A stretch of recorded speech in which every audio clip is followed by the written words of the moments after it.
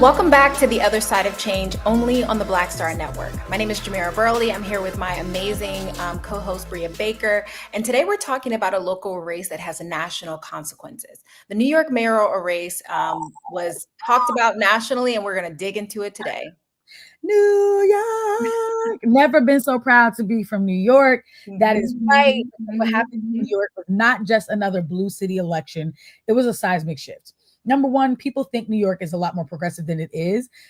We have a lot of billionaires, a lot of Republicans who are a lot of fake billionaires too. Right, a lot of fake ones too, who are trying to hold on to power. And what Zohran Mamdani did with a young grassroots-backed campaign was took down the establishment, and that win has major implications for how the Democratic Party is about to engage with and listen to Black and brown and working class voters. I'm so hyped about it. Let's get into some headlines first, though, to stay on a positive note at first. Yes. We're going to get into some negative headlines, but to stay on a positive, the WNBA is doing some team expansion. We've got 3 new cities coming. For those who are unfamiliar, WNBA has been on this meteoric rise for quite a few years now.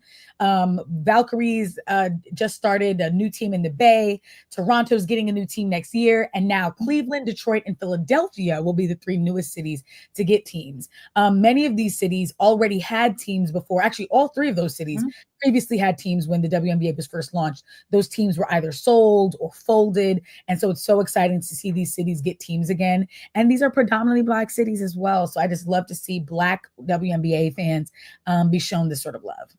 Oh, absolutely. And I just feel like I'm the good luck charm. Like, I moved to the Bay gets a team. I'm from Philadelphia. Philadelphia is getting a team.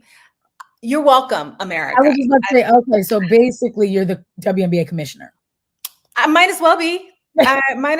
I mean, call me. But no, I'm super excited. This is I think what we saw with the rise of both Caitlin Clark and Angel Reese and a host of other amazing female basketball players is that there's a deep desire for that entertainment and for young girls to be able to see themselves in that sport and be celebrated. And, there's a lot of things we can say about the feud and the competitiveness between those 2 athletes. And that's for another episode.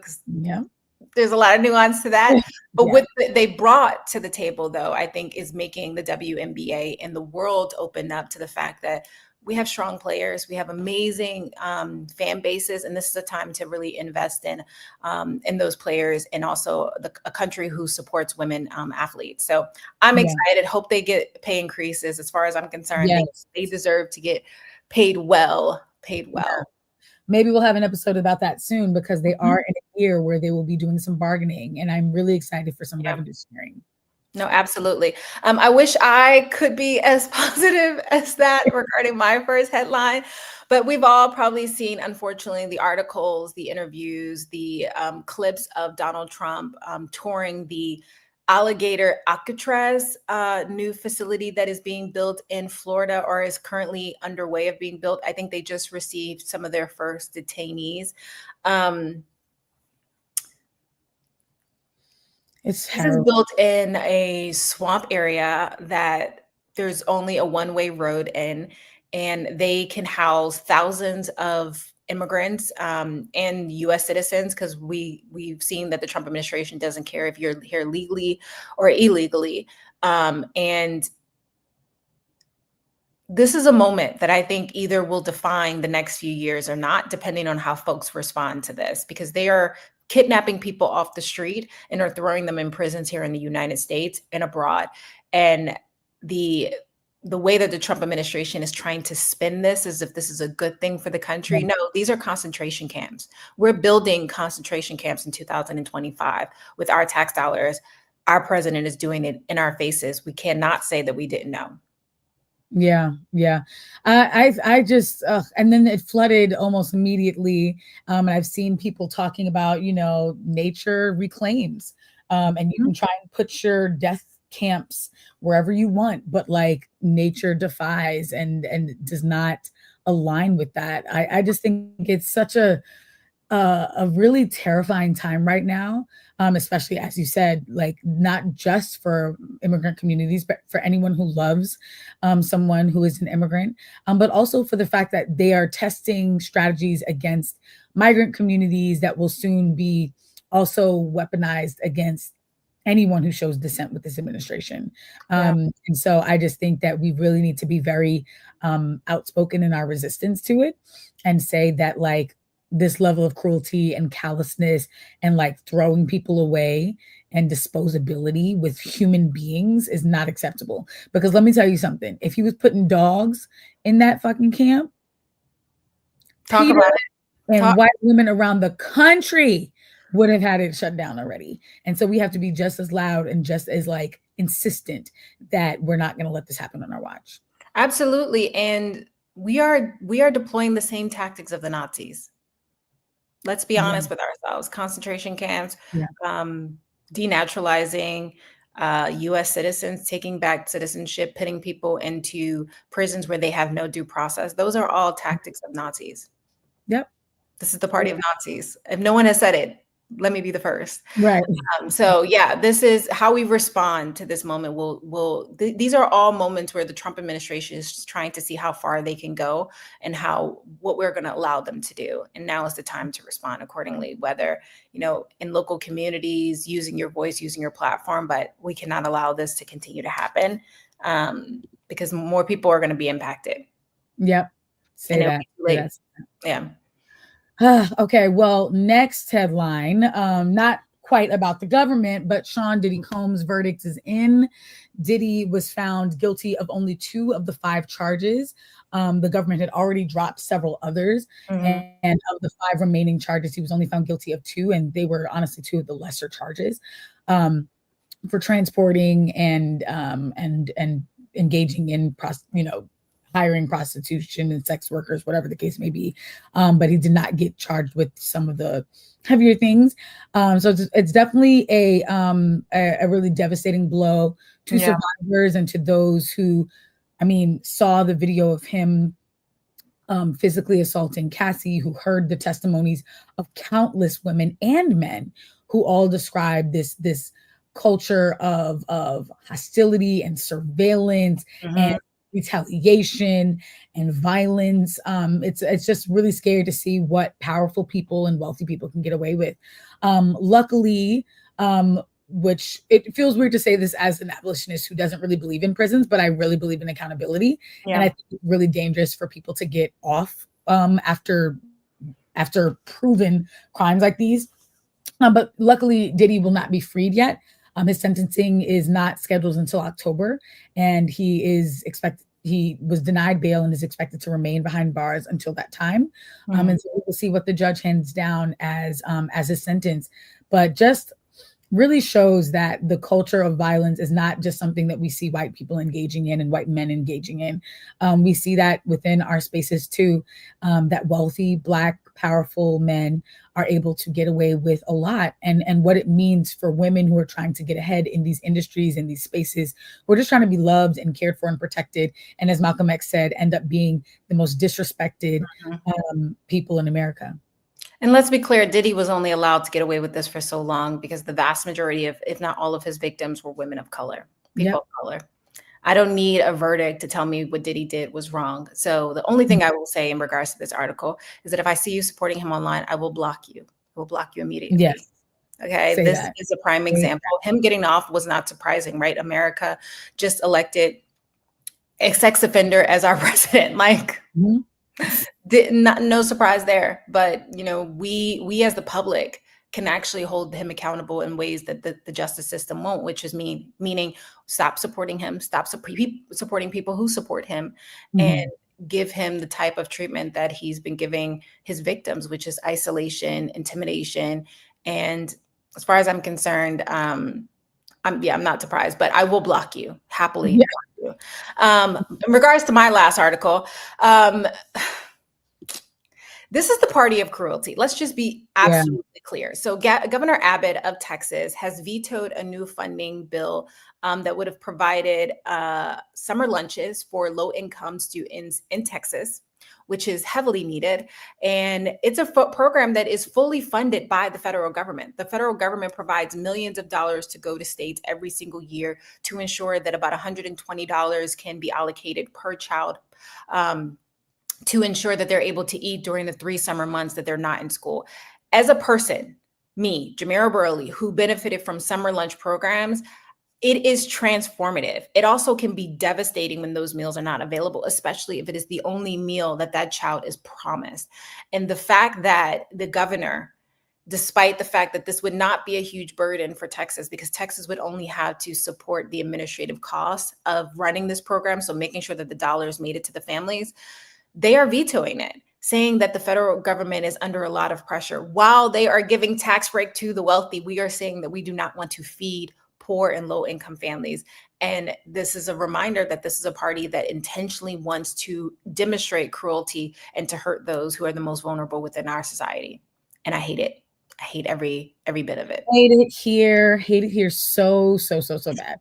Yeah, I think that I'm just always constantly confused about, there are some topics that I expect to be incendiary, some topics I expect us to not agree on. But I'm just like, every governor represents poor people. Every governor represents families. Every governor represents people who want their children to live happy, whole, and healthy lives. How do they get away? Like, who do they believe are their constituents? And I know the answer to my question is the rich and the wealthy and the people who are funding their campaigns. Yeah. But it's just so mind-blowing, because I'm just like, how do these communities continue to vote these people in? Like, I do. Yeah, the news isn't good today, and it sucks. It sucks. But we're going to take a quick break, and we're going to dive into our topic of the day. But you're watching On the Other Side of Change, only on the Black Star Network.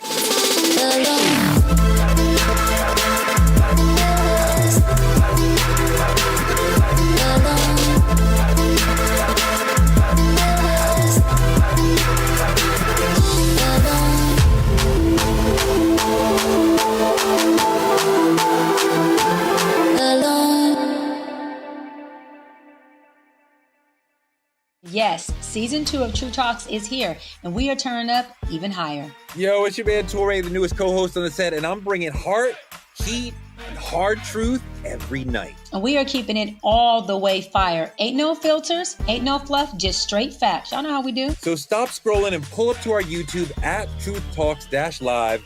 Like, subscribe, and smash that bell. And after you do that, join us, because we go live weeknights at 8 p.m. Eastern on all the coasts. Wherever you are, from culture to controversy, we say what everyone else is scared to say. We talk truth. Season 2 of Truth Talks. Let's go. Because this time, we ain't asking. We're taking the mic.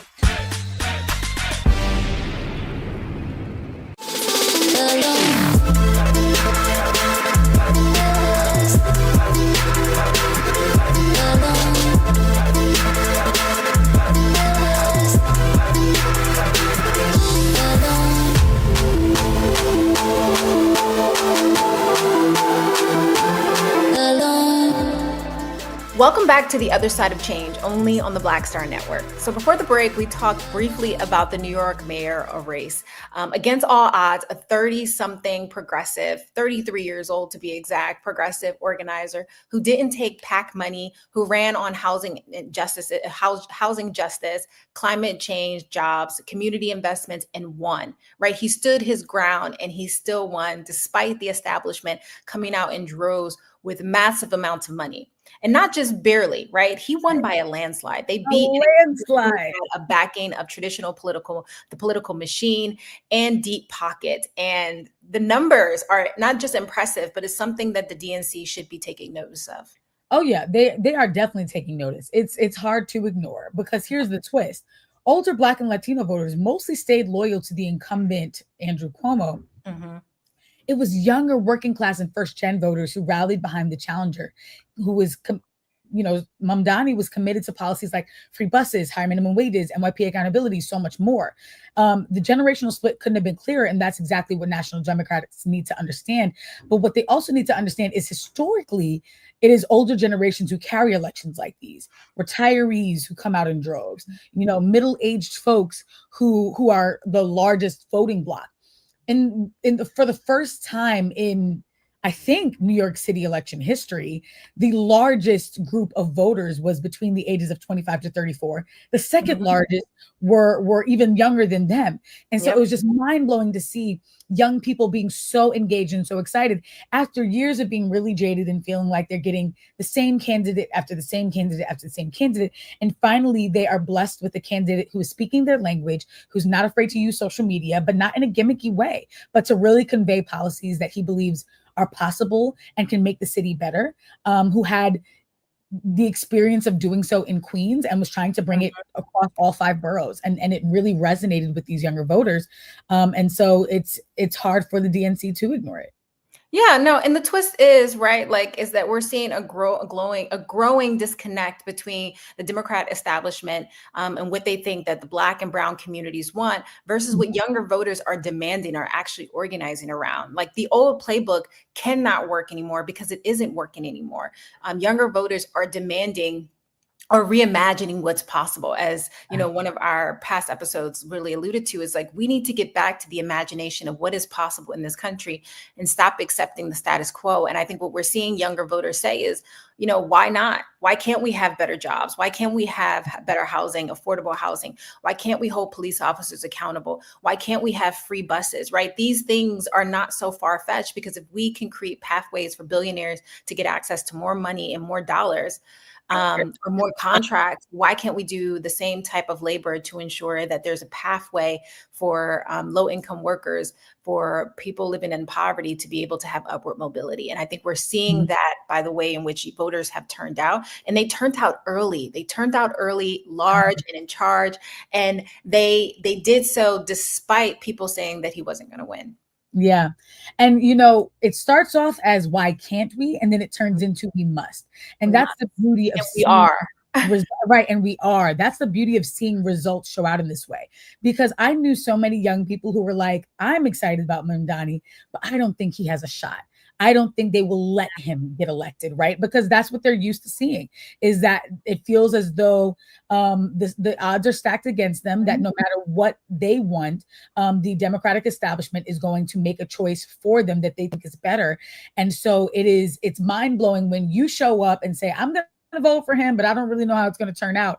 And then he wins by, I believe he won by over 100,000 votes. I think it was, yeah.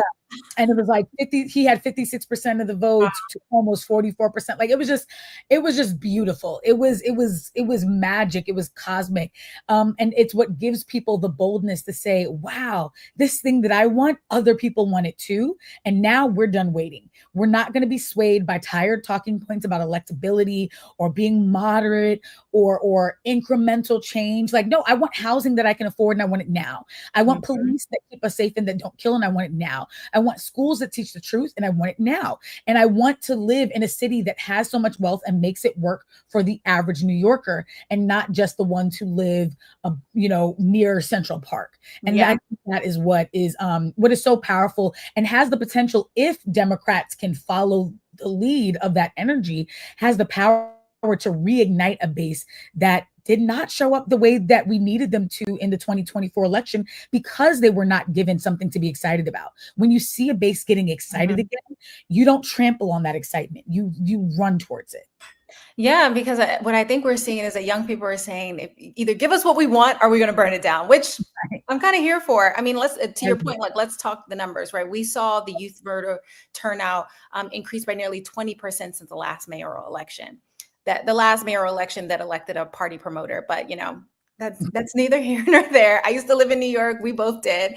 And I was cheering for the New York mayoral election. Like, I still live there. Like, it was the biggest thing that could have happened, because we knew that should he win, it would shift the tide. It would send a message reverberating through the United States that there needed to be a wake-up call, right? We've seen the Democratic Party almost be dormant for the last few months. And we've seen voters almost like accepting the norm, like accepting that what we're seeing from Washington is the only thing to be expected. But the fact that you had in some boroughs voter turnout increased by nearly 60%, right? That is massive. And so the wake-up call has definitely been sound. We still see the Democratic establishment kind of holding off their endorsement, which is very rare considering what normally happens after a primary election in New York. And considering that it's just a little frustrating, but not surprised. But I think what we're seeing is that young people are not going to be easily swayed by the talking heads of the Democratic Party without it being backed up by policies and practices that are actually going to benefit our community and move people out of poverty. Yeah, I think the Democratic Party is realizing that when you are a representative, you represent the opinions and desires and motivations of your community, not the other way around. And if your community is telling you overwhelmingly that they want Mamdani and the progressive policies that he has put forward, you have to lead with that. And unfortunately, we see, a lot of Democratic establishment really doubling down on fear that this is, that Mamdani is going to be bad for New York, that they want more cops and budget cuts and vague promises of safety. And that centrist playbook is not going to work. And we've seen it time and time again, and it does not work. And so I've been really frustrated, but not surprised to see people like a Richie Torres and a Kirsten Gillibrand, saying really, right.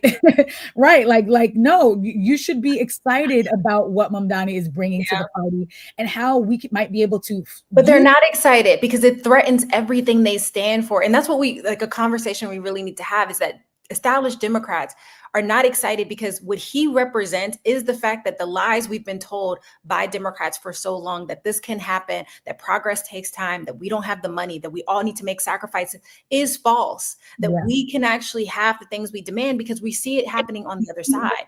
They're literally patting the pockets of billionaires while saying that kids can't have lunches. So don't tell me that progress takes time when destruction can happen overnight. Facts. And don't tell me that when rent is 60% of my income and my student loans have just been restarted and the Democratic Party has been telling me that they are the anti-Trump and I'm not seeing any resistance to Trump. Like Chuck Schumer really was like, we made them change the name of the bill. Oh, it's so embarrassing.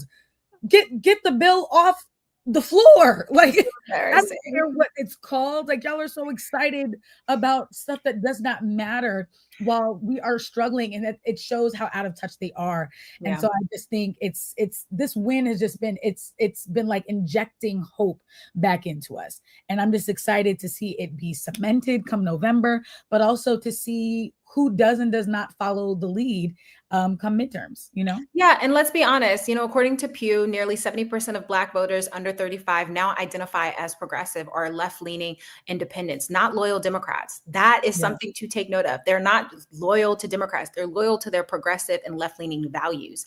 And until we incorporate that into the national conversation and put those issues and policies and practices on a pathway to be elected, it's not going to be helpful. We're not going to see the type of turnout that we saw in New York because people are hungry for that. I mean, after the election, you literally saw people from all over the world saying that this is my future mayor. Like, we just won the election. You had people from all over like, yes. Yeah. And you had people from all over the country too. Like, giving small donations, $10, $5 here to ensure, because they knew that this represented more than just a mayor for the city of New York, even though he is the mayor of the city of New York and not for any foreign country. Which is BS. But this represented a turning point, and I'm excited to see that, the Democratic establishment, shaking their boots as someone who used to work in politics. I'm a recovering organizer. Yes, girl. And I think for a lot of us, to your point, having worked in electoral politics and felt really jaded, you leave these sorts of rooms feeling like, I don't want to be a career electoral worker because what am I encouraging people to show up and vote for, right? But this was so beautiful because people were able to canvas hard for someone who ran on a vision that they resonated with, who ran with community, who held town halls and barbershops and bodegas, who talked policy like it mattered and in a way that was accessible because it does. And I'm so excited because our guest that we're going to be bringing up after this short break is someone who walks that walk and talks that talk as well, and who is continuing to do that work even out of office through a new exciting venture. So I'm excited. So we're going to take a quick break. You're watching On the Other Side of Change, only on the Black Star Network.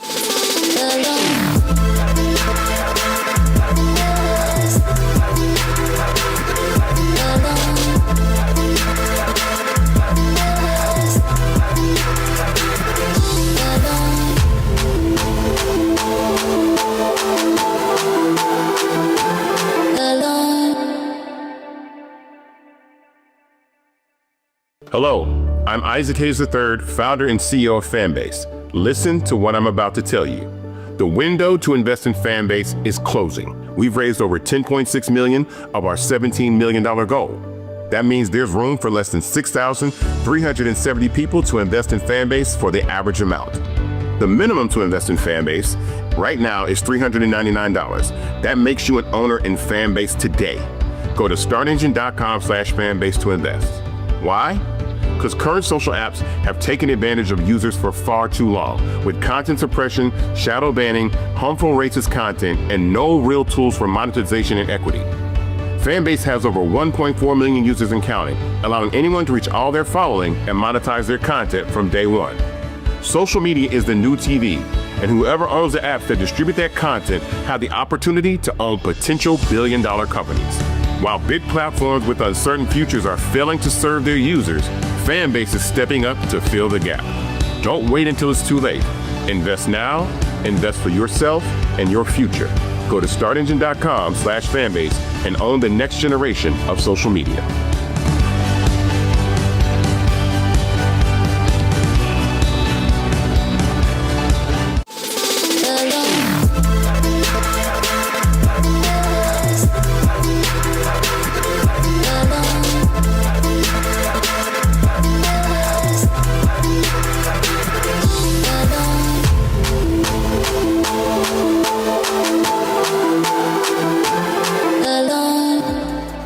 Welcome back to The Other Side of Change, only on the Black Star Network.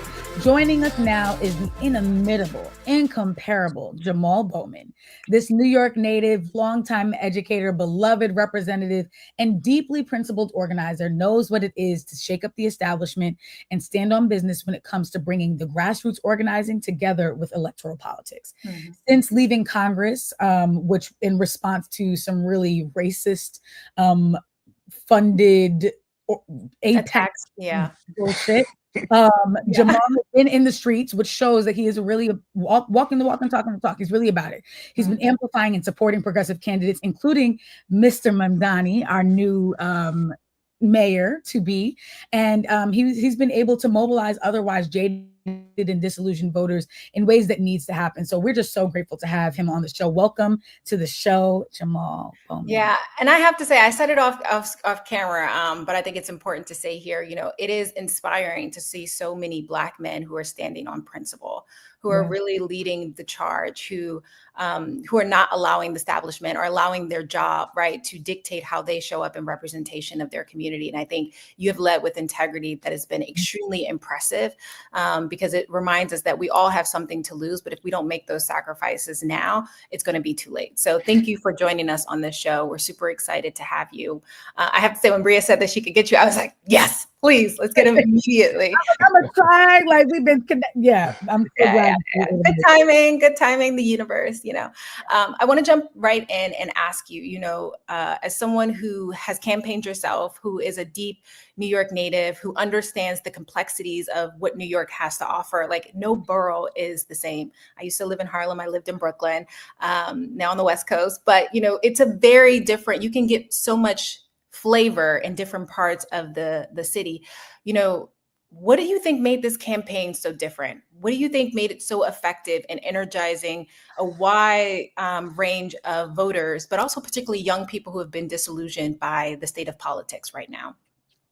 Yeah, I think you just said it. You used the word flavor. I think flavor captures exactly what New York City is all about. It's about diversity. It's about culture. It's about the beauty of the amazing people that live here.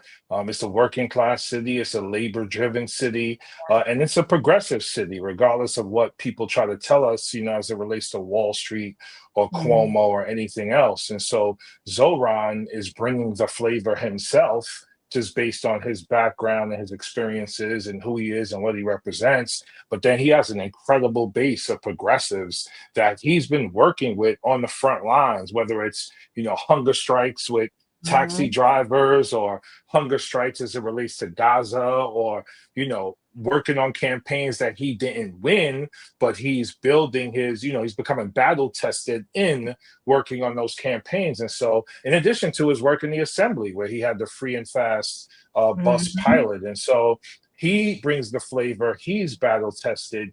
The movement here in New York is battle tested. Remember, a couple of years ago, there was something called the no IDC movement Yep. that allowed progressives to be elected into the state senate and the assembly against Cuomo's pushed IDC that used to always caucus with Republicans and was one of the main reasons why we couldn't have nice things. So they won big races there. They won big races in New York City. AOC wins in 2018. I win in 2020 before they take 200,000 Black people out of my district, which is another conversation. But like, this is this city, right? And so the flavor of, I mean, can you imagine national Democrats like identifying themselves as having flavor or riz or swag? Like, absolutely not, right? So hopefully the city does what it can in November to help resurrect this dying party and honestly just resurrect our democracy.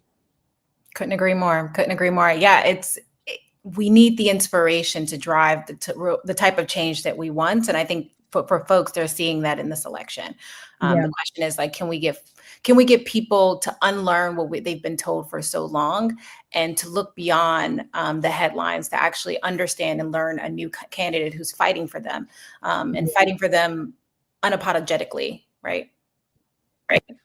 And what I love that you just brought up the timeline of when you were getting elected in AOC and even in other parts of the country, Cori Bush and whatnot. I think it really showed that this narrative that young voters are apathetic is a lie. The reality is that young voters are really energized when they have something to show up for. And then unfortunately, the establishment organizes massive resources to just kind of squash that excitement. But can you talk more about just how this race, especially Mamdani's primary win, proved that the opposite is true, is that young voters will turn out when given a chance to? Like, what flipped that switch? Yeah, when you got a candidate talking real shit, right? Like when you got someone who's talking about the issues that young people care about, right? So running on affordability from the very beginning, talking about freezing the rent, again, fast and free busing, universal childcare, lowering grocery prices, fully funding our public schools, but not just talking about it, having a record of fighting for those things, but also with the authenticity and genuineness that young people can connect to, especially again, because he's a progressive, they're progressive. So it's like kindred spirits there. And so when you're talking about real issues and you're not hedging and you're leaning into it, young people are going to be inspired by that. You mentioned folks paying 60% of their salary towards rent, childcare costs, utility costs, transportation costs, all of the above. Like, people are barely surviving. They're literally working to just survive. And people want to start families. People want to save a couple of dollars. They want to take a vacation. They want to invest and not go into debt. And so Zohran captures all that. And that's why we saw a dramatic increase in first-time primary voters, because they're like, okay, I can get with this guy. I can engage this guy. And lastly, his group, DSA and others, they are real organizers. Like they do the real hard work, you know, whether it's phone banking, knocking on doors, going into random neighborhoods. This is who they are, and this is what they're about. And so, you know, it was that overall infrastructure. And then on the other side, like away from the campaign, this Don't Rank Cuomo campaign by this IE called Dream was very powerful. When I was in the streets talking to people and telling them to rank Zohran number one, they would tell me, and don't rank Cuomo. So they were already there. So both work simultaneously, and it worked to perfection. Yeah, no, that's so true. You almost needed them simultaneously happening at the right time to show that not only is this candidate amazing, but this one could do real damage to our communities. Not to mention he's under federal investigation, but you know, that's a conversation for another day. I want to talk about this generational split, right? Like, do the older Black folks not want us to have anything nice, or what? Why is it the stark, you know, disconnect between the elders, you have the baby boomers and the Gen Xers, not all, but a lot, who, you know, did not come out in support of Zohran as they could have compared to millennials and Gen Zs? Yeah, I think it's a combination of things. I think one, Mario Cuomo was a good Mm, governor for yes. my mom and people of her age, God rest her soul. So Mario Cuomo is a connection to the name there. Mm, And then Andrew Cuomo, there's a connection to the name there. And then you have this, someone referred to it, and I like the way this sounds, this trauma connection to Andrew Cuomo because of what happened during COVID. yeah. Now, the three of us know what he did in the nursing homes, but our parents and grandparents, all they saw was a steady governor giving press conferences every day that was kind of calming the tide as Trump was turning the country upside down in Washington. So that trauma connection is like a real thing. And then from Mario to Andrew to the Black church as the sort of political establishment of older Black voters, that's a real connection. That's a big deal. I know for a fact Zohran was trying to get into every church he possibly Yeah. could, and they just wouldn't return calls, and they just Yep. wouldn't return emails. And Yeah. then finally, there are specific special interests who have invested time and money in the Black civil rights struggle in a way that keeps them in line with establishment politics, if you know what I'm saying. And so now you have this socialist, communist, Muslim, pro Palestinian dude coming out of nowhere who hates Israel, who's anti Semitic, blah, blah, blah, blah, blah. Mhm. And so the establishment Democrats, establishment Black people, the Black church, and the funding that goes into that are now aligned with, the person they know, which is Andrew Cuomo. And so, no, I hope that, our parents and grandparents want us to have nice things. I would hope that's the case. And then the other thing is, when you start saying, especially the older Black people, we're gonna give you this for free and this for free and free, free, free, and everything free, they don't believe it, right? The irony is they don't believe it because people like Cuomo have been saying they're going to do all kinds of stuff and have not done it. So Right. Zoran is the new person who's actually worked for it, for it, and actually will do it. Whereas the establishment that we support so much is almost like conservative rural people voting against their own interests. This is kind of like what happened here in this particular race. Even though I really believe, and I'm one of the people trying to help here. The more they get to know Zoran, I think the more they will connect with him and then support the Yes. young brother. Yeah. I couldn't agree more. I couldn't agree more. I come from a legacy of Black pastors and preachers. My parents pastor in Queens. My grandparents pastored in Long Island. And I completely relate. I do think there's a lot of, we go with what feels familiar. The devil, sort of, so to speak, and being wary of taking a risk, especially because they're like, okay, well, if I bet on the new guy and the new guy doesn't win, now I'm on the outs of the administration that has a lot of power. So sometimes it's a fear tactic. It's like I don't know if he has the name recognition to win, and I can't afford to have my church congregation being shut out from what the Cuomo Not have access, the access. exactly. So sometimes it's definitely that. It's just a fear of like, I just can't get on the new horse. I gotta just see where this goes. And I think there will be a lot of people who are a lot more receptive and want to hear more, leading up to the general election and on the other side of it. But to your point, what would you say to national Democrats who are still hesitant to fully embrace a progressive platform like this, especially in Black and brown communities, who say that it doesn't poll well, and all of the other things that their consultants have buzzing in their ears? Which is funny. Can I add? Yeah. The vast majority of internal polling for Kamala Harris was that if she doubled down on progressive values, she actually would have won. So the data actually proves that when you do it, you win. You can win. My reaction and my statement to them in response is, can y'all stop playing, y'all? Mm-hmm. Can y'all stop playing and pretending that this solution, this action, this common sense isn't right in front of your face, right? Like, if we're going to save this darn thing we call a democracy, we need people to be excited to participate in it. And if they are not excited, they won't participate. If they don't participate, we will have a damn devil in the White House Yeah. trying to take healthcare from millions of people, not even trying, taking healthcare from millions of people, stealing our data, kidnapping people off the street, sending them to El Salvador, threatening tyranny, on and on and on and on, which is what we currently have.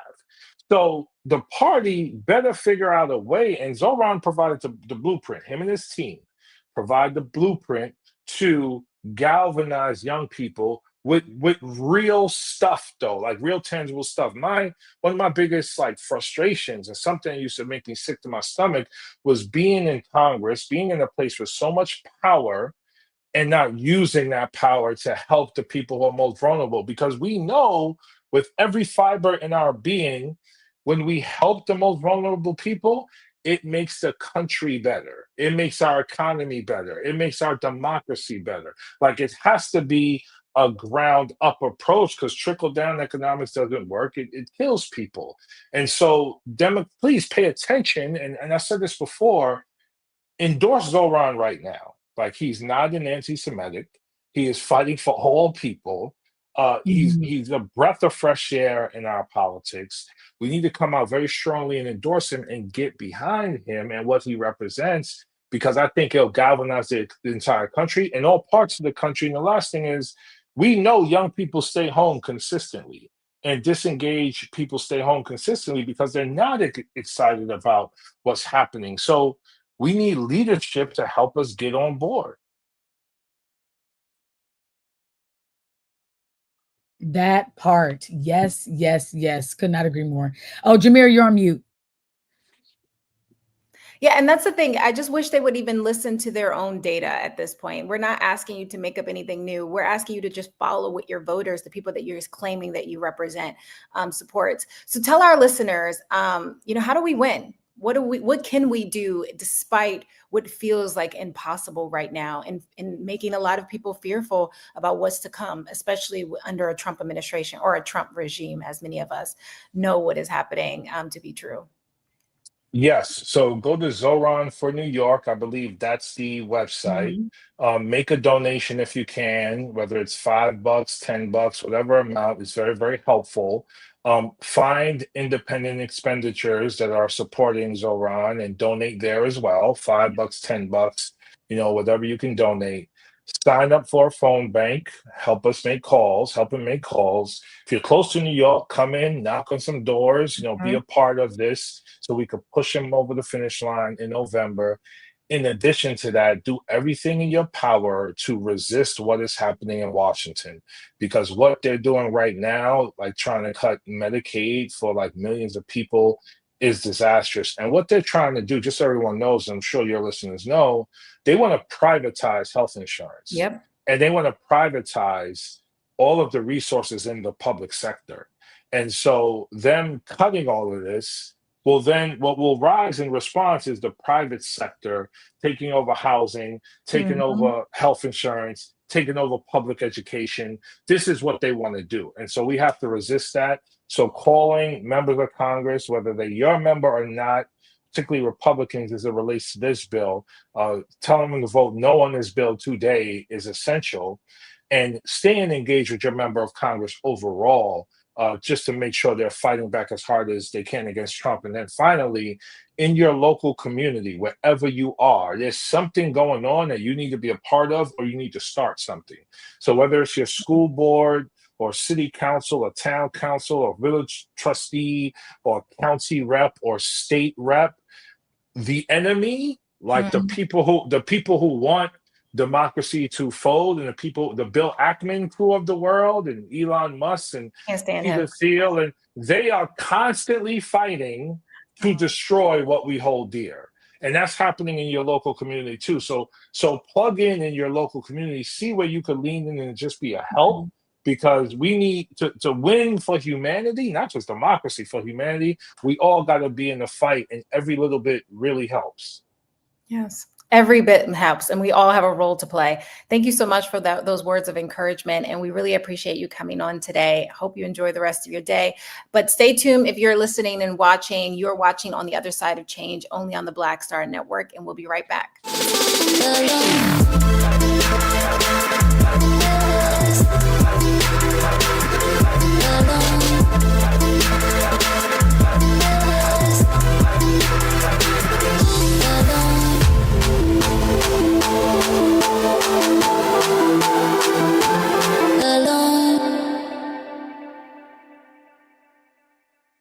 What's up, y'all? Look, Fanbase is more than a platform. It's a movement to empower creators, offering a unique opportunity for everyday people to invest in Black-owned tech, infrastructure, and help shape the future of social media. Investing in technology is essential for creating long-term wealth and influence in the digital age. The Black community must not only consume tech, we must own it. Discover how equity crowdfunding can serve as a powerful tool for funding Black businesses, allowing entrepreneurs to raise capital directly through their community through the Jobs Act.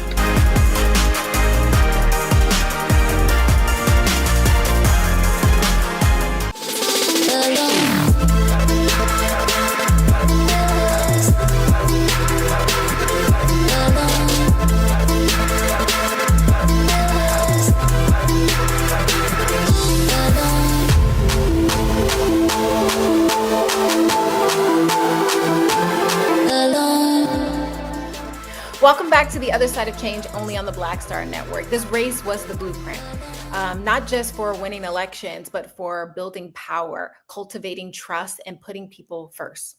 And it's not enough to tell us to vote blue no matter who, which if you haven't watched that episode, you need to go back and find it.